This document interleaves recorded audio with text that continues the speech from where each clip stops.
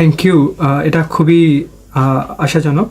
আমি একটু অন্য ধরনের প্রশ্ন করতে চাই যে একটা মানুষ তার জীবন কিভাবে চলবে সেই ফিলোসফিটাকে অ্যাডপ্ট করে যখন ওই কনসেপ্টগুলা তার ইন্টালেকচুয়াল খোরাক যোগায়, সে ইন্টালেকচুয়ালি স্যাটিসফাইড হয় যে okay this is the right thing, তখন ওই ফিলোসফিটাকে সে অ্যাডপ্ট করে।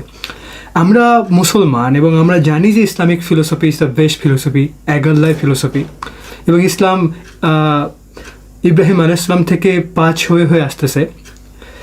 এই জিনিসটা আমরা যদি ওয়ার্ল্ডের কাছে পৌঁছাতে চাই তো অবশ্যই আমাদের ওইটার ক্যাপাবল হতে হবে। আমাকে বিষয়টা খুব ক্লিয়ারলি মাথায় রাখতে হবে যাতে করে আমি প্রোপাগেট করতে পারি ইনফরমেশনগুলো তাদের কাছে, টু স্প্রেড মাই মেসেজ।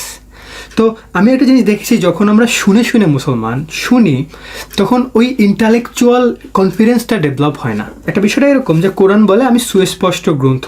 আমি বলতে পারি যে তাফসির কথাটা এই বইয়ে আছে। আমি যদি বলি তাফসির কথাটা এই বইয়ের প্রথম পেজের উপরের মাঝখানে আছে, দ্বিতীয় কথাটা সুস্পষ্ট কথা কোথায় আছে পয়েন্ট করে দিলাম।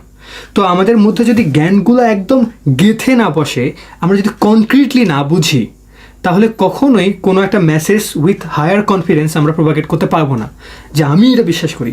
তো আমার মধ্যে যে সমস্যা ছিল যে ধর্মের বিষয় কনসেপ্টগুলো লাফাতো, কিন্তু আমি কোনো কিছু গ্রাপ করতে পারতাম না।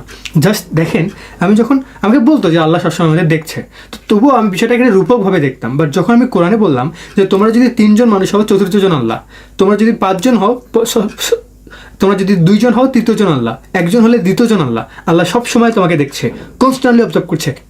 এখন আমার মধ্যে যে একটা থিঙ্কিং প্যাটার্ন সম্পূর্ণ চেঞ্জ হয়ে গেছে। আমি সবসময় চিন্তা করি যে if I am doing something wrong, Allah is witnessing it. আল্লাহ এখানেই আছে, Allah is witnessing me. Just because আমি কোরআনটা পড়ার ফলে এই চেঞ্জটা আমার মধ্যে চলে আসছে। It is guiding me from inside.